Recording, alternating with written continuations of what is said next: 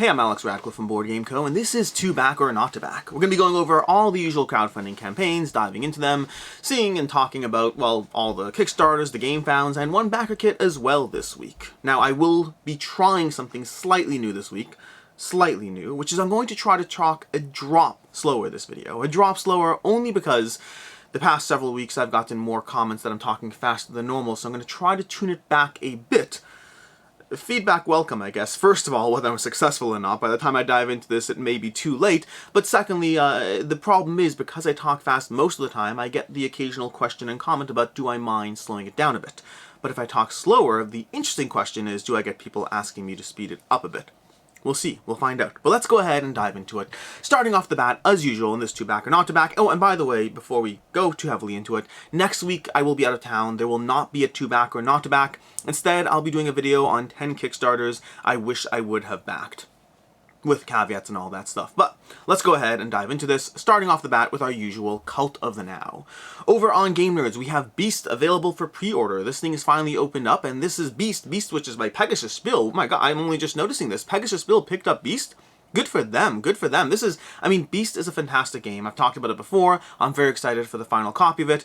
This is expected to release in December, so like it's not actually Cult of the Now. This is one of those times where it's Cult of the Very Soon instead of Cult of the Now, but still Cult of the Very Soon is better than Kickstarter, in theory.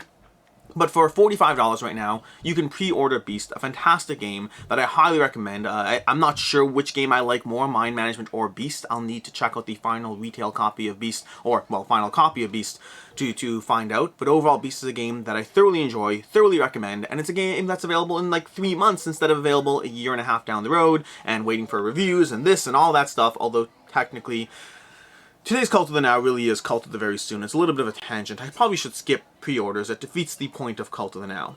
But I did want to share this with you, and so there's that. And with that, let's go ahead and dive into the campaigns, starting off with 2 updates. The update category, and I guess we should usually start, do I do updates and then not funding, or not funding? Let's do not funding and then updates. So, not funding, cancel the not funding category. We don't have anything in the board game adjacent category. We do have something in the not funding category, which is Majesty of Dragons. Now, this should fund by all accounts. 146 backers, $9,000 raised out of a $9,700 goal. This is close enough that it will certainly fund, not a question there. Although the question part is, how much does it need to fund? Is there a possibility of a campaign push-off or any of those things? Not entirely sure. We'll find out. But either way, Majesty of Dragons is one. And I'm realizing, by the way, I'm going to go ahead and pop up in a new campaign because I forgot about one campaign to look at.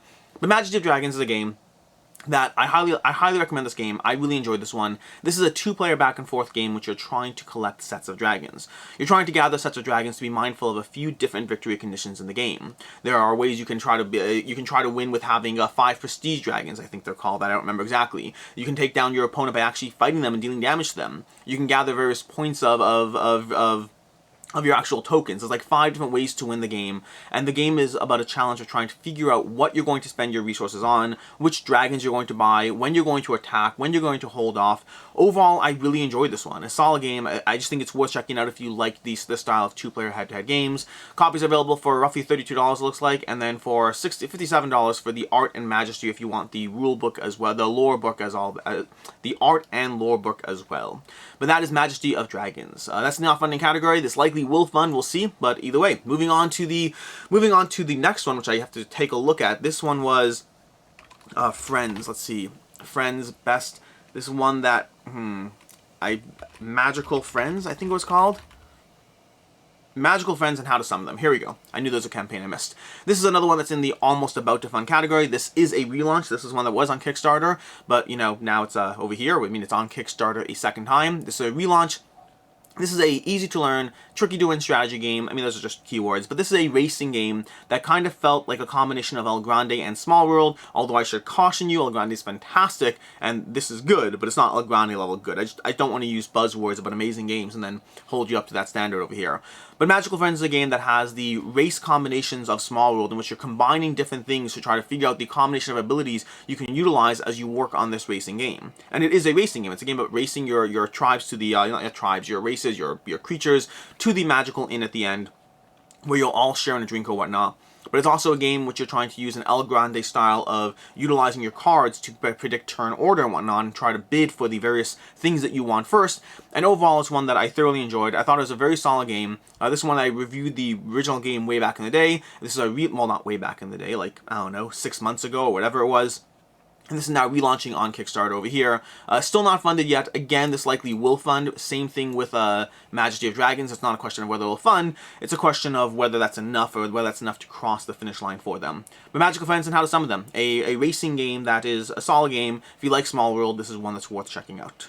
From there we have Keyforge Winds of Exchange. This is falling into the update category. We have 2 over here. 2 campaigns we're going to be updating you on just before they end, and this one is ending fairly shortly. Keyforge Winds of Exchange from Ghost Galaxy. This is launched down over on GameFound, and it's one that has been adding a whole bunch of stretch goals and optional buys in case you've been semi-paying attention but not completely. There's a new campaign optional buy for the multiplayer scenarios, which is the thing that has me more intrigued. Over here, I believe Fall of the House Gormengeist, or whatever it's called. But this over here is another add-on over here in case you were interested in those cooperative scenarios, the multiplayer scenarios. I don't know if it's cooperative, multiplayer, let's call it multiplayer, whatever it was. But either way, they have a bunch of scenarios you can unlock. They also have stretch goals that have been continuously unlocking as far as extra decks, extra things, just extra stuff that are available for various backers in case you are backing this campaign. The campaign's currently at, what are we up to? We're currently at 866,000. This will likely cross $1 million, although it will depend. In general, I've noticed GameFound doesn't have the same level of 48-hour push that Kickstarter does. It definitely does have a creep at the end, but I'm curious. I'm curious to see whether this will cross the $866,000 before, well, whether this will cross $1 million before the campaign is over. From there, moving on to Merchant's Cove Mastercraft. This is another update. This is one where, again, 6,500 backers, $564,000 raised. Not a lot of updates going on over here. This is the one that I just feel bad about not covering because they sent me a copy to cover, but they unfortunately got delayed in shipping, and I only ended up getting it, you know, like 4 or 5 days into the campaign. I just did not have a chance to properly play and cover this one. But overall, this is one that they have a whole bunch of stuff unlocked from Merchant's Cove, as well as new mini modules in the game. If you check the stretch goals, there's like new Kickstarter exclusive modules or non-Kickstarter exclusive modules as well. But different options as far as different unlocks from Merchant's Cove. This is your last, few days to get your hands on this one before you, I guess, can just wait for a late pledge at that point. Late pledges are usually a possibility. But that is Merchant's Cove Mastercraft. From there, we move into the new campaigns, starting off with a funny one, which is Kingdom Builder Anniversary Edition.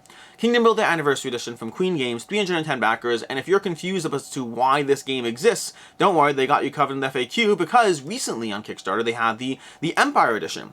And I remember backing the Empire Edition, so I spent a few minutes trying to figure out why they have an Anniversary Edition over here, and it turns out it's basically the same thing as the Empire Edition, just without expansions. So it has all the upgrades, all the new art, the tokens, all the various things that the Empire Edition had, but if you're interested in this only for the base game, well, 309 people are.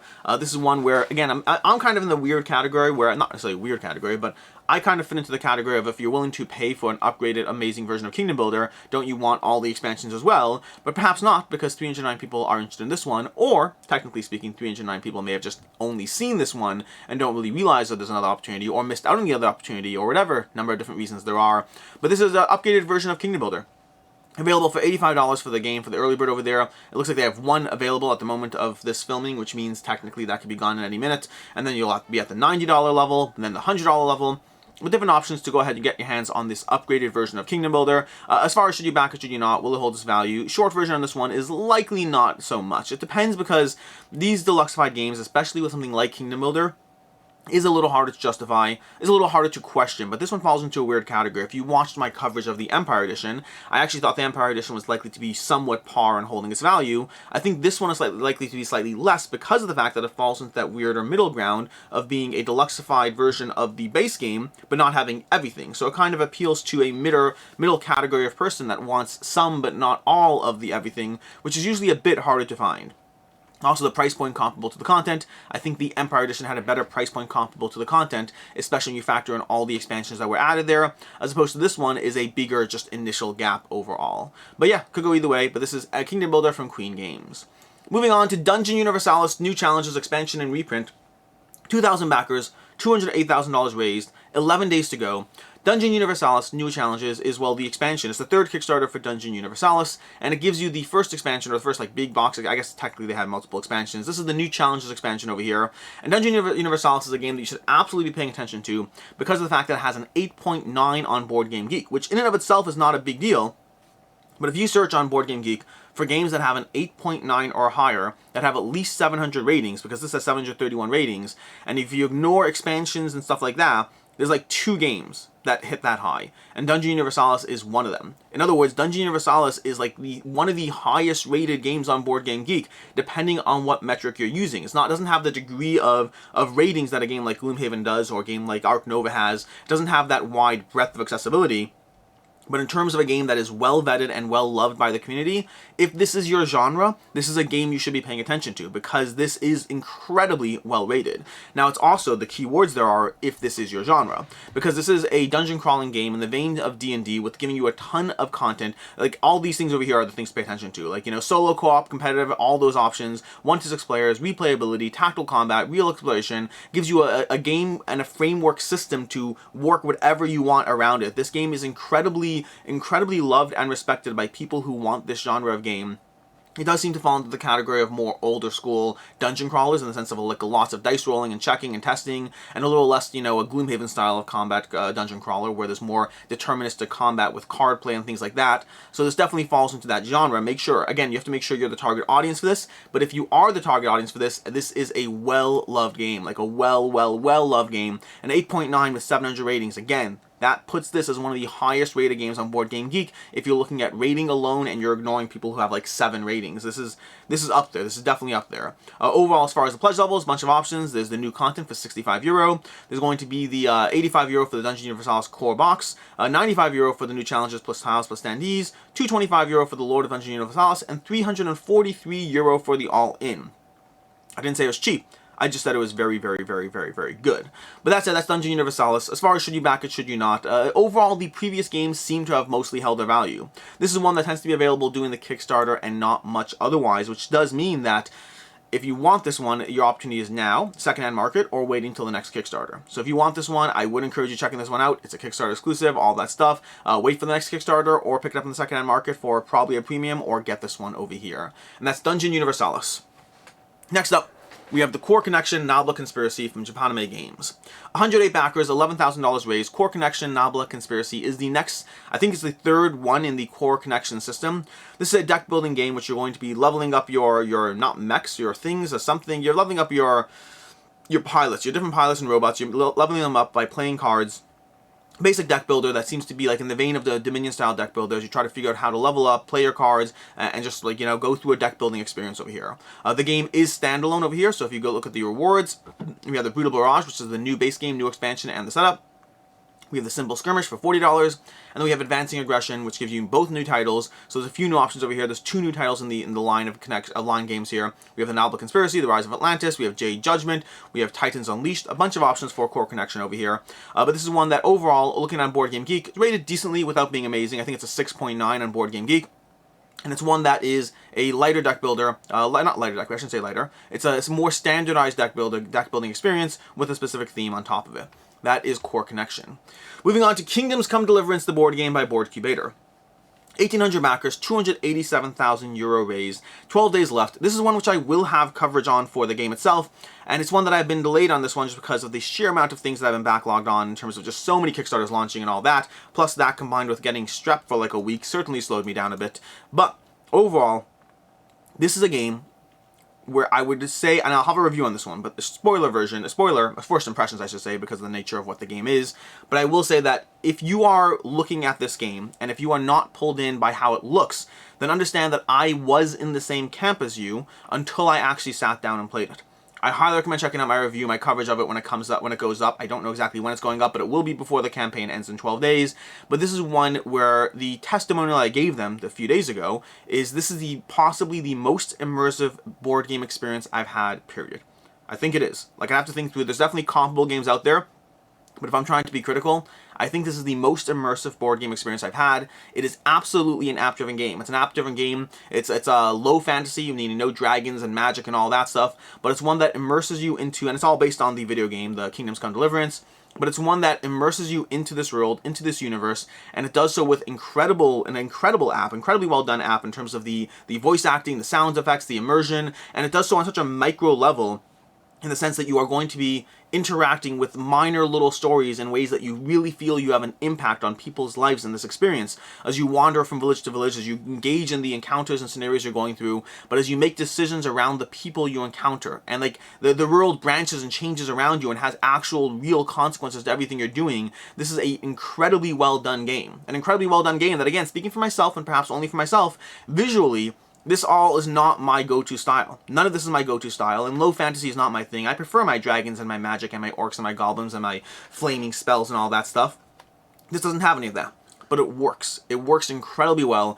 This is one that if you like narrative games, if you like things like role-play adventures, if you like Tainted Grail, if you like Destinies, if you like this genre and style of game, and as long as an app won't totally scare you off, and again, I am app resistant, but I'm not immune to apps, meaning I tend to prefer games to not have apps, but if an app is done well enough, and if an experience is done well enough, then I am invested and committed, and this is one in which I am absolutely invested and committed. I mean, the stretch goals, I'm happy to read every single stretch goal over here, because they have slowly, like, let's go through what they have like the different unlocks slowly. Let me find this over here. Different unlocks as far as, day 6 unlock, free expansion perks pack, we have more characters, we have free medieval armory pack, we have a free scenario over here. There's a bunch of options as far as the various stretch goals they have and the unlocks they have for people who are back in the game.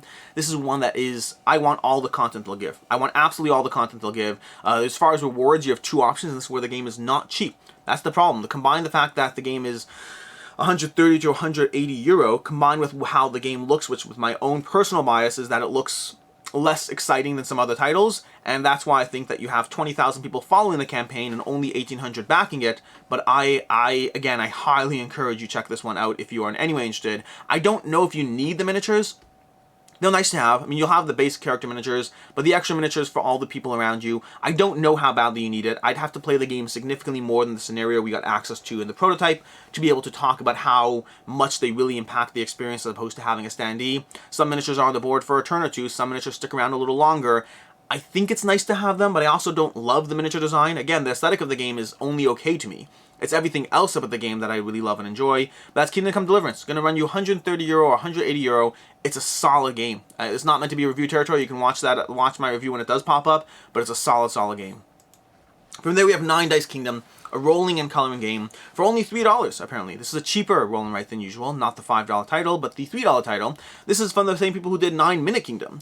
Now, I've actually played 9 Minute Kingdom, and I'll have review coverage of that because I really enjoy 9 Minute Kingdom.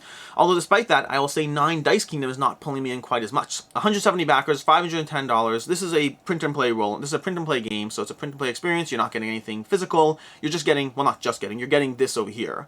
Overall, the main reason I'm a little bit more nervous in this one is you're going to be rolling dice. You're going to be selecting the dice to choose what building, what row, and what combination. So you're choosing all these different options over here as far as trying to combine the dice so you can figure out what it is, what combination of everything you're placing down into your grid. The part that I'm less intrigued by is this part over here where you're coloring all of this out. Like the actual card game that I have from them, the 9 Minute Kingdom, the art over here looks like this, and I love the art, and I think it's great, and I think it does a good job of being simple and yet working well, very garish to a degree, but also one that I enjoy. But the idea of drawing it out myself makes me think cartographers times 10 because you have the actual buildings and you have the colors, not just the colors, and so I don't know if I'm quite as intrigued by that premise and concept. But that's basically, again, the actual game. I'm sure it'll be fun. Don't know. I'm just less excited to be drawing things out. Overall, we have €3 for the game. €3 or $3 for the game. The 9 dice backer. Again, print-and-play production. There's no holding its value here. This ultimately is back if you're interested. All I can tell you for sure is that I like the other game, 9 Minute Kingdoms, quite a bit. Moving on from there, we have Pueblo by Mojito Studios. This is a reprint of an older game. This is from, who's the designer? Wolfgang Kramer and Michael Kiesling. This is a reprint of their title. I think it was like maybe low 7s or high 6s on Board Game Geek as far as the original rating of the original experience. And this is a reprint and, reprint and deluxeification, or I don't know if it's that deluxified. But either way, this is Pueblo over here, over on GameFound.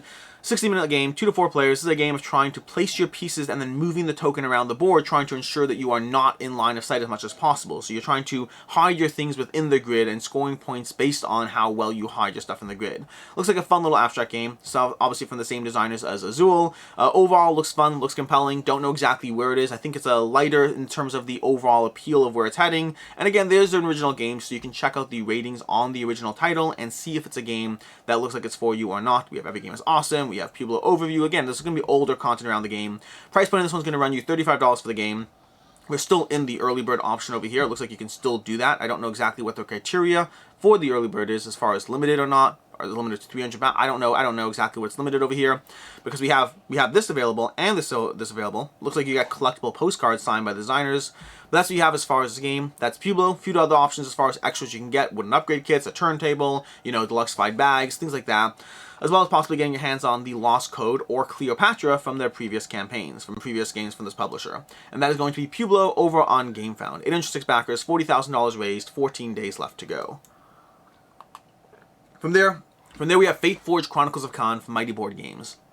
Fateforge Chronicles of Kaan is an RPG adventure experience in which you're going through both a degree of story as well as choose your own adventure and story progression, and trying to figure out the pathway through this epic branching saga you're going through, as well as interrupting that saga on a frequent basis with your actual encounters that you have. So it's a combination of having an actual board and encounters and running around and using your abilities and dice selection system, as well as going through the story in between. You're going back and forth between small encounter and story, small encounter and story, small encounter and story, making choices along the way that'll impact your branching adventure. It looks like it's 10 to 15 minutes per story, 20 to 30 minutes per combat, but you're going through that back and forth system from the designers of Vengeance, Post-Demon Saga, Vengeance Roll and Fight, and Excavation Earth. But that's basically what's going on with Fateforge Chronicles of Kaan. Whole lots of stuff going on here as far as the free boss miniature sets. So there's going to be some miniatures for the characters as well as for the bosses. Past that, most of the enemies are handled via tokens you'll be utilizing and putting on the board as you try to figure out the tactical puzzle of how to navigate and how to execute on your combat, utilize your abilities in scenario by scenario as you go through this experience. Pledges are going to run you €99 or roughly $95 for the Adventurers Pledge, and then €129 for the Emperor's Pledge, which will also give you the Clash of the Immortals expansion, giving you more content for the game. That's going to be over here, the expansion over here. You also have the backer gift encyclopedia PDF, immersing you in the world of the Fateforge RPG, in case you're interested in that.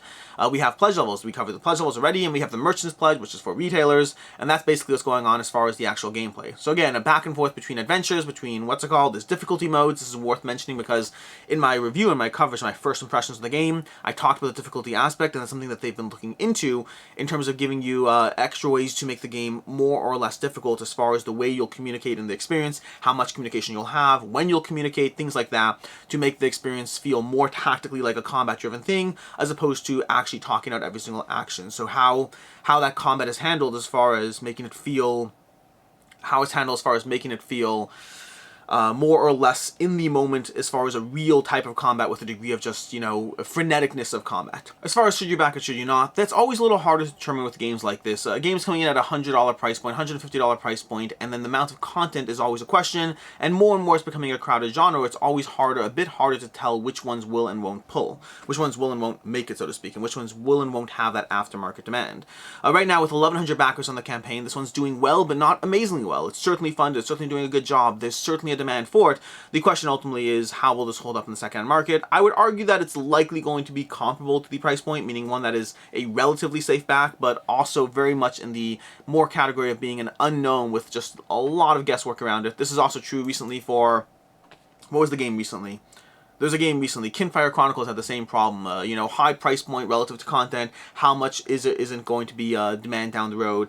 All these are a question in general. Sometimes you can figure it out based on how much content and how much price point there is. Other times it's definitely more of a guesswork, and I think this one falls more in the guesswork category. Also, anything requiring an app is always more of a question just because of the app requirement in general. Then we have Age of Comics: The Golden Years. 1,700 backers, $91,000 raised, 23 days to go. Age of Comics: The Golden Years is a worker placement game that plays out across 5 rounds, in which you're going to be placing your workers to try to figure out how to build your comic book publishing house. You're going to be making choices as far as what type of comics to specialize in, whether you go for high quality or just quick rip-offs in order to get money and whatnot, but compromising on your endgame points. Lots of decisions you're going to be making here as far as what you do and where you prioritize, which worker placement spots you try to lock in. Lots of choices you'll be making across 5 rounds as you build the ultimate comic book house. Pledges over here are going to come in at $44 for the Standard Edition and $63 for the Collector's Edition of the game. The Collector's Edition of the game is going to be giving you some extras over here. If we can scroll down, you've been getting, this is what you're getting in the Standard Edition of the game over here, the €45. You're getting the board, the various mini comic book tiles, the original comic book cards, all this stuff over here. And then in the Collector's Edition of the game, you're getting all of that, but you're also going to be getting some additional cards from various artists over here, some 12 new comic cards by 6 guest artists. You're going to be getting the module for the War expansion, that's genre of comics. You're going to be getting double specialization creative cards, an exclusive box sleeve, and then the one that's worth paying attention to, well, all the others too, but the custom design insert for the game, those generally, if done well, that can be an absolute game saver. For the extra $20 you're paying to get all of that, certainly worth paying attention to. And this, by the way, design not final. They still have stretch goals, still things are being unlocked slowly but surely as far as component quality and Kickstarter exclusive screen printing and tokens and tile upgrades, things like that still being unlocked in the game. As far as should you back it, should you not, the main concern I have over here is just the price point for the content coming in, because especially once you factor in shipping, I mean the standard edition or collector's edition, that's going to run you €25, making this a $90 game, and while it looks like a fun game, the question is this a game that's going to hold up to a $90 price point after the Kickstarter? And I'm kind of reluctant to believe it will. The flip side is we do have 1,700 people backing that campaign, which is not a small number, so there's certainly demand for this one, but I would say I'm still skeptical that this will hold up to a, even for the deluxe version of the game, I'm skeptical that this will hold up to a $90 price point after the fact, and so I think this is one which you're backing it might be the cheapest opportunity to get your hands on the Kickstarter version and the deluxe upgrade and all that, but alternatively outside the secondhand market, of course. But I think on the secondhand market, this one will take a hit. And nothing against the game itself, looks like a fun experience. I just think the price point versus the, once you factor in shipping and all that to the price point, I just think it's an expensive game that doesn't have the same level of, I don't think it's going to hold up to a $90 price point on the secondhand market. Moving on to Dungeon Brah. Dungeon Brah, 1,200 backers, $36,000 raised, 24 days to go. Dungeon Brah is one of those card-based games which you're going through a dungeon, you're trying to figure out what you can do as far as getting everything you need there, but you're also going to be playing cards to mess with the other players, to mess with the rules, to adjust all of that. And as far as the content here, I mean, there's a ton of content options. You have $20 for the Dungeon Diver, base game Dungeon Brah. You have $27 for the Early Bird Call of Cthulhu. You have $30 for the Dungeon Brah Call of Cthulhu. That we have the Merchants of Dungeon Brah, which is that's for retailers, you can ignore that. The Merchants of Cthulhu, we can ignore that. Over here we go. We have $136. These are all gone, but if you want to be a villain in the game, you can be $136. Pay attention to that. There's 5 options. And then you can be a hero of Dungeon Brah for €400. So a bunch of options as far as ways to be in the game. Those are currently gone, but sometimes they drop in and out, so you can keep your eyes peeled for that. But your main pledges, if you're not a retailer and you're not doing that, are going to be $27 or $20 for the game. And that's basically Dungeon Brah. This is a lighter card play game, which again, lots of card play, draw cards, play cards, figure out how to change rules, mess with other players, seek your own, your own motivations and goals. This is a lighter card play based game. There's a lot of those out there, and to that end, this is one that I do think is less likely to hold its value. 1,200 backers are solid. They found their audience. I'm happy that they did. This genre of game tends to not do as well in the secondhand market, which means if you want the game, you go ahead and get it, but it's one that's less likely to hold its value if you find it's a game that's not for you.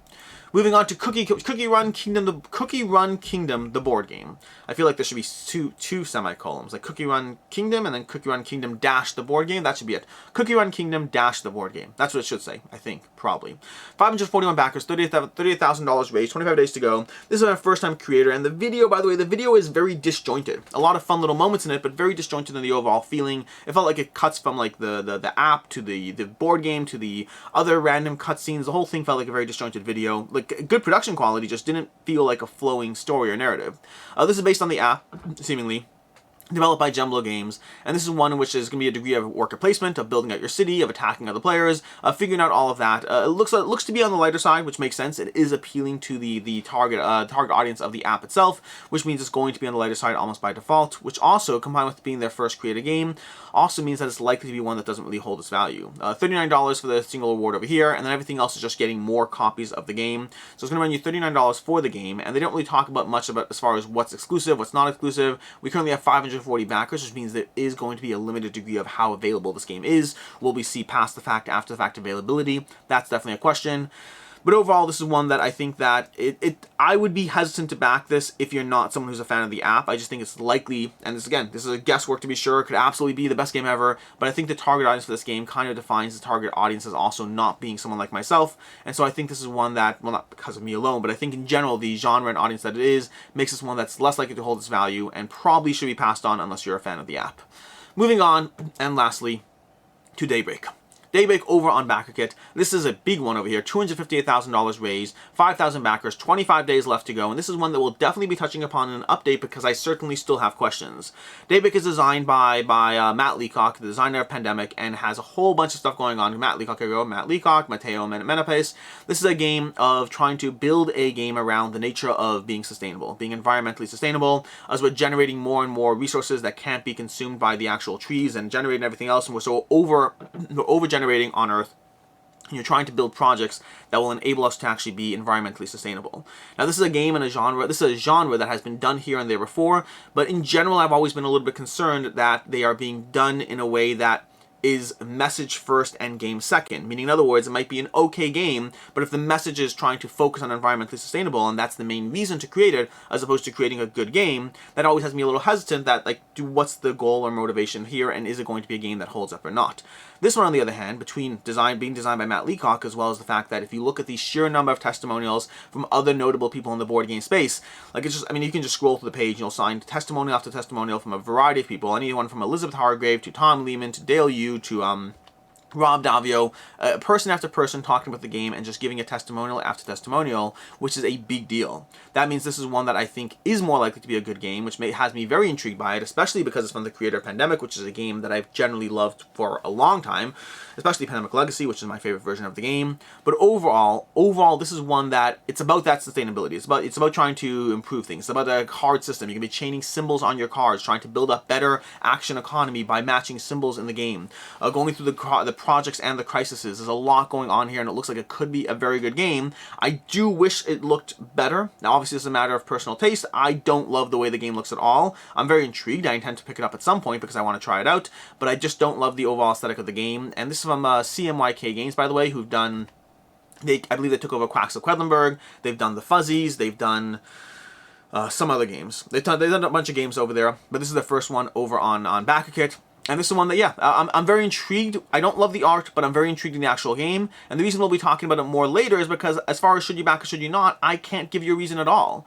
Price point on the game is going to run you $50 at 50. Let me see. Sorry, $50 for the game, plus around $10 shipping if you're in the US. But the problem is they don't have anything as far as reasons to back this now. Stretch goals is empty. I mean, this game is at 258,000, and stretch goals are in the coming soon category. So I don't know exactly what that means. But with 25 days left to go, coming soon could mean anything. But it's one that we'll be talking about in an update before the campaign ends, because as of right now, I'm intrigued, but I imagine you'll be able to get it for less than $60 if you wait till retail. And so for right now, it falls in the category of, hey, this looks great, and it's from the creators of Pandemic, and by all means, jump on it if you want, but it certainly will have a retail availability, and it almost certainly will be less than the $60 it's being charged for on Kickstarter on BackerKit, which does mean to me the question ultimately comes down to, what's the reason to back this one now or later? In any case, that is everything we have right now, which brings us to the upcoming campaigns. Upcoming campaigns, we have Terraforming Mars, the dice game, which should be launching this week, in theory, I believe, probably, so keep your eyes peeled for that. And then we also have Tainted Grail, Kings of Rune, launching in a few days over on GameFound. And that is basically everything. As far as Picks of the Week, let's take a look at Picks of the Week. For Picks of the Week, we have a few things. For the value pick of the week, and in general, I do 2 Picks of the Week every week. One for the thing that I think is most likely to hold its value, and one for the thing that I am most personally interested in. For the value pick of the week, I think Dungeon Universalis is the safest back overall as far as games that will likely hold their value. And then for my personal interest pick of the week, I need to find it. Where did it go? My personal interest pick of the week is going to be Kingdom Come Deliverance. This is one that I don't know how it's going to hold up on value at all. I don't know. It's expensive. But overall, as far as just a game that I enjoyed, I thoroughly enjoyed this one, and I'm very excited for the final game to dive into this more and more. It really had a strong impact on me in a way that games... Yeah, when you care about the consequences of the decisions you make, when you care about the impact of what you do, that's a big deal. And this game had that, as well as having a lot of upgrading and character to blows and abilities and equipment and all these other things. It's not purely about the story side of things. There's story, there's mechanics, and it all works together very, very solidly. In any case, and until next time, I'm Alex Radcliffe from Board Game Co. Hope you enjoyed this video. And as always, I hope you have a good one.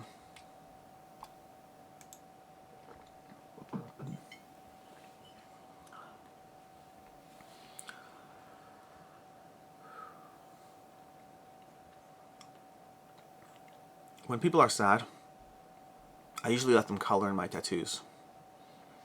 Sometimes all they need is a shoulder to crayon.